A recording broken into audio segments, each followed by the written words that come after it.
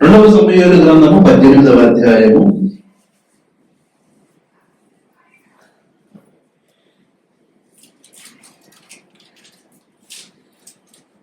19 నుంచి నేనే చదువుతాను. సాధోకు కుమారుడైన అహీమయస్సు నేను పరిగెత్తుకొని పోయి యెహోవా తన శత్రువులను ఓడించి తనకు న్యాయము తీర్చిన వర్తమానము రాజుతో చెప్పేదనగా, యోవాబు ఈ దినమున ఈ వర్తమానము చెప్పగలదు, మరి ఒక దినమున చెప్పవచ్చును.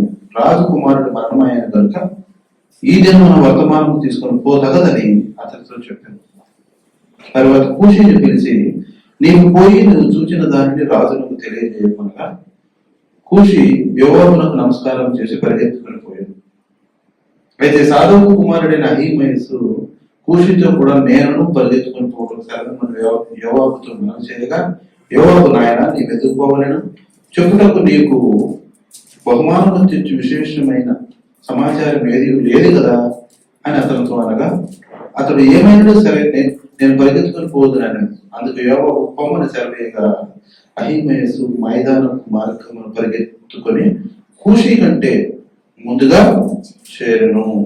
ప్రార్థన చేసుకున్నాం. ప్రేమల తండ్రి, జీవన దేవ వందనాలు ప్రభువా, స్తోత్రాలు. ఈ వాక్యం ద్వారా మేము ఏమి నేర్చుకోవాలో నాకు నేర్పించండి. విశ్వాస జీవితంలో మేము ఎలా ముందుకు రావాలని నేర్పించండి. యేసు నామమున నడుచున్నాము తండ్రి, ఆమేన్. ఇక్కడ ఇదంతా చదివే టైం లేదులే, కానీ ఈ అధ్యాయంలో చెప్పేది ఏంటంటే, దావీదు 1వ వచనంలో దావీదు తన యొద్ద జనులను లెక్కించి వారి మీద సహస్రాధిపతులను శతాధిపతులను నిర్ణయించి జనులను 3 భాగములుగా చేసి యోవాబు చేతి కింద ఒక భాగమును, సెరూయా కుమారుడు అబీషయి అను యోవాబు సహోదరుడు చేతి కింద ఒక భాగమును, గిత్తీయుడైన ఇత్తయి చేతి కింద ఒక భాగమును ఉంచాను. దావీదు నేను మీతో కూడా బయలుదేరుతున్న జనులతో చెప్పగా, వెళ్ళేమన్నారు, నీవు రాకూడదు, మేము పారిపోయినను జనులు దాన్ని లక్ష్య పెట్టరు, మాలో సగం మంది చనిపోయినను జనులు దాన్ని లక్ష్య పెట్టరు, మా వంటి 10,000 మందితో నీవు సాటి, కాబట్టి నీవు పట్టణం గెలిచి మాకు సహాయం చేయమని అతనితో చెప్పింది. అందుకు రాజు, మీ దృష్టికి ఏది మంచిదో దాన్ని చేస్తుందని చెప్పి గుమ్మపు ప్రక్కను నిలిచి ఉండగా జనులందరూ గుంపులై 100 కొలదిగాను 1000 కొలదిగాను బయలుదేరి. అప్పుడు రాజు యోవాబును అబీషయిని ఇత్తయిని పిలిచి, నా నిమిత్తమై ఎవరుడైనా అబ్షాలోమునకు దయచూపుడని ఆజ్ఞాపించాను.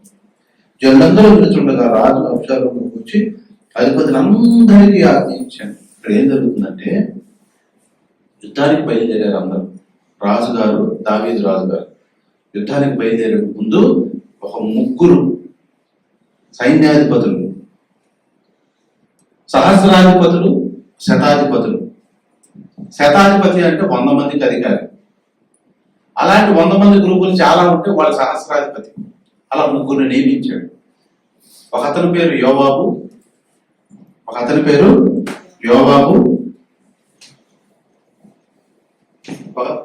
పేరేమో యోవాబు, ఇంకొక అతని పేరు యోవాబు, ఇంకొక అతని పేరు ఇత్తయి, ఇంకొక అతని పేరు ఏంటి?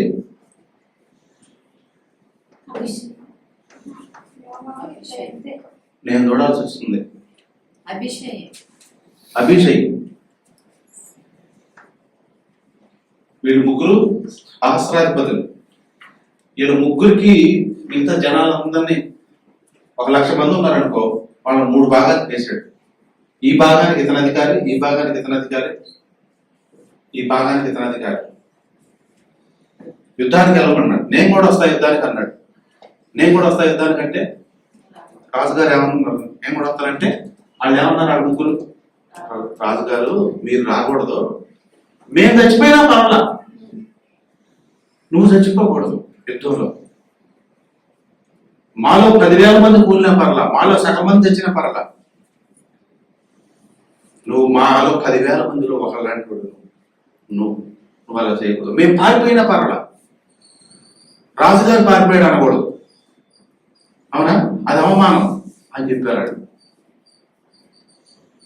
ఆ మాటలన్నీ నిజమే. అందులో ఒక అంతరార్థం దాగి ఉంది. అదేంటి తెలుసా? యుద్ధానికి ఎవరి మీదకి వెళ్ళాలనుకుంటున్నారు? రాజు కుమారుడు అబ్షాలోము మీదకి.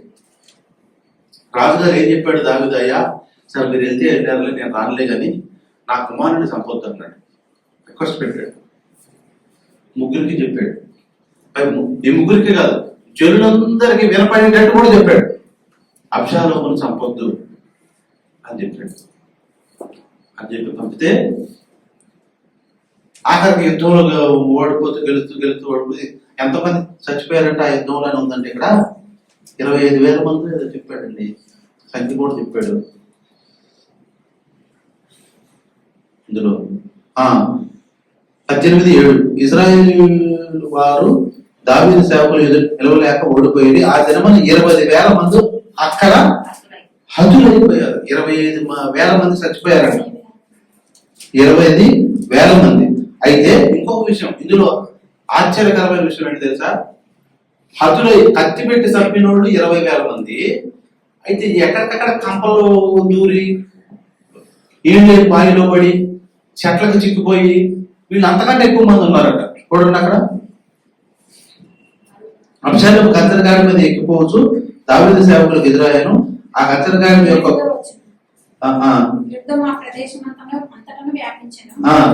మరియు నాటి దినమున కత్తి చేత కూలిన వారి కంటే ఎక్కువ మంది అడవిలో చిక్కబడి నాశనమయ్యారు. అంటే కత్తితో చంపిన దానికంటే అడవిలో చిక్కుపోయి ఎక్కువ మంది చచ్చిపోయారట, 20,000. అది ఎలాగా? ఆశ్చర్యం,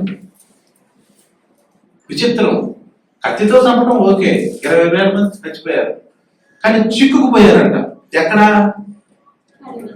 అలా చిక్కుపోయే దాంట్లో ఒకడు అబ్షాలోము అంట, చాలా అందగాడు, చాలా అందగాడు అని ఉంది. అబ్షాలోము మామూలుడు కాదు, చాలా అందగాడట. ఆ మాట చూడండి ఎక్కడ, 2 సమూయేలు 14:25.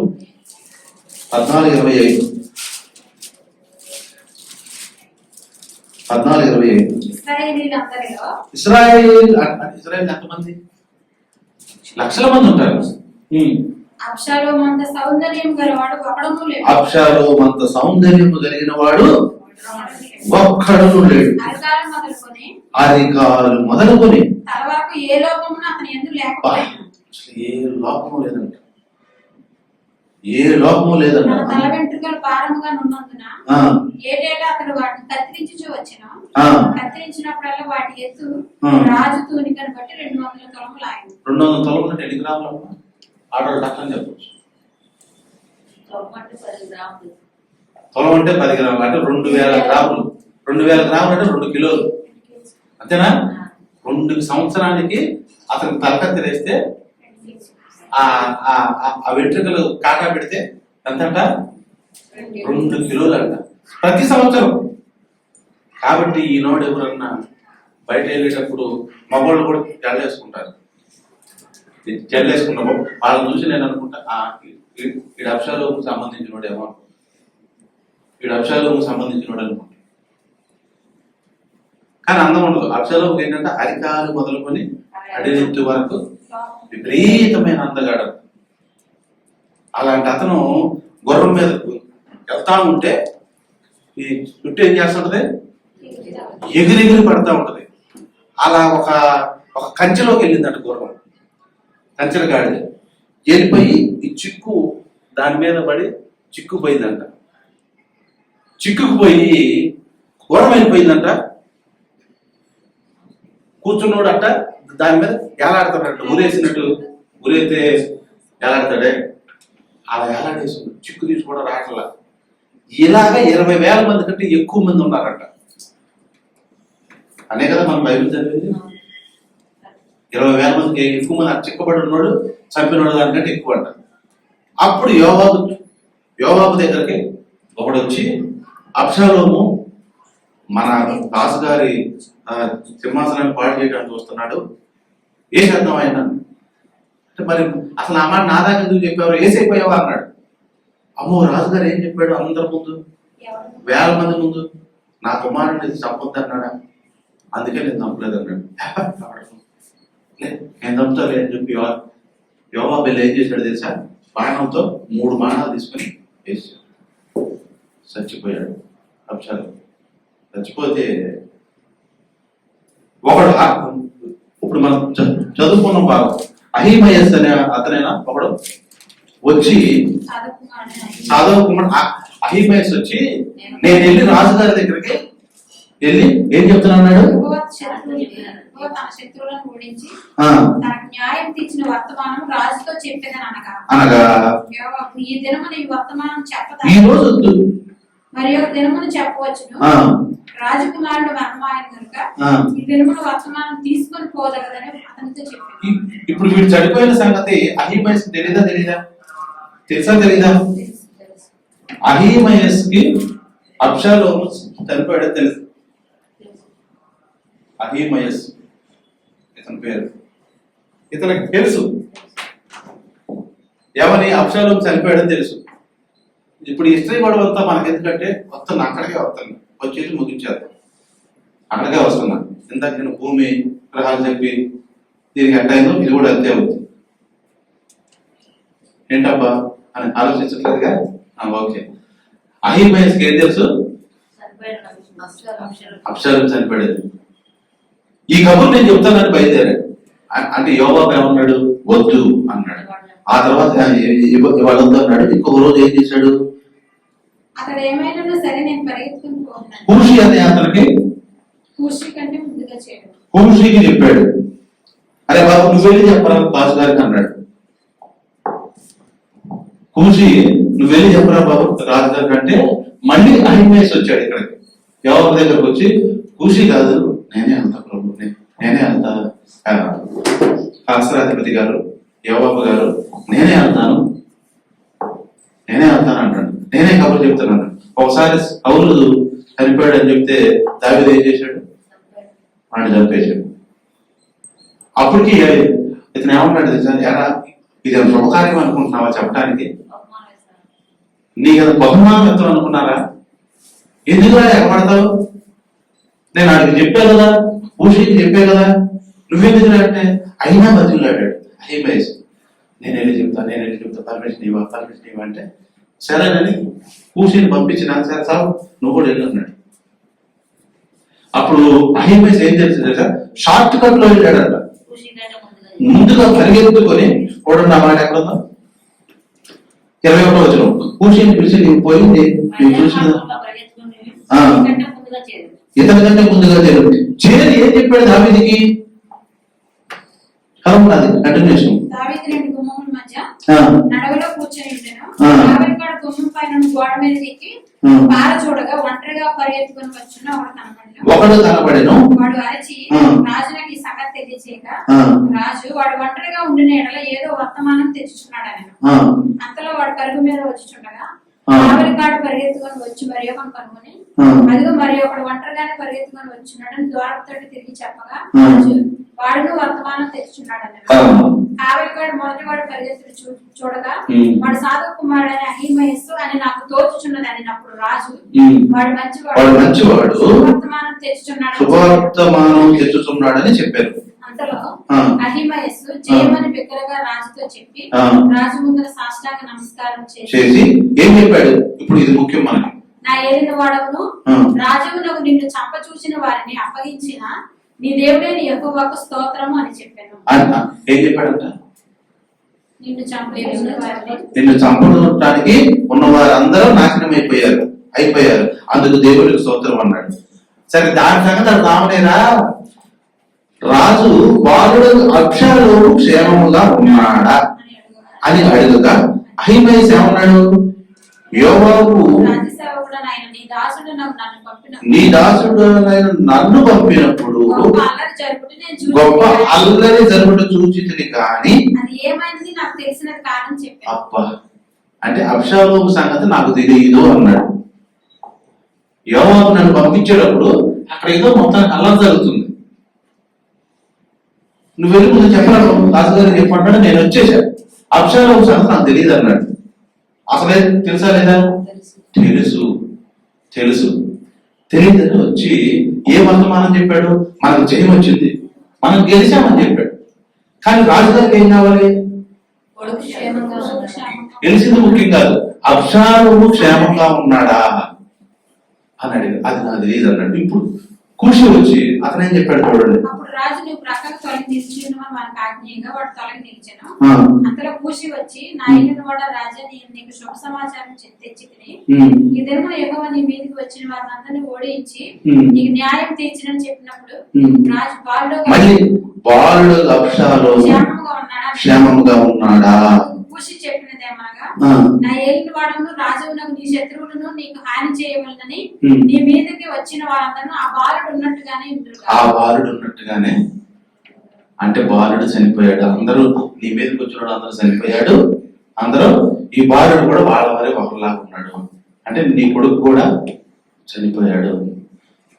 ఇప్పుడు ఇద్దరిని పంపిస్తే ఒకడు తెలిసి కూడా నీకు జయం వచ్చిందని చెప్పాడు, ఒకడు నిజం చెప్పాడు. దీని తాత్పర్యం చెప్పుకొని మనం ముగించేసుకుందాం. ఏంటంటే ఇందాక నుంచి చదువుతున్నాం, ముగిద్దాం ఎంత స్టోరీ చెప్పాం. ఓకే, వస్తాను, అక్కడికే వస్తాను.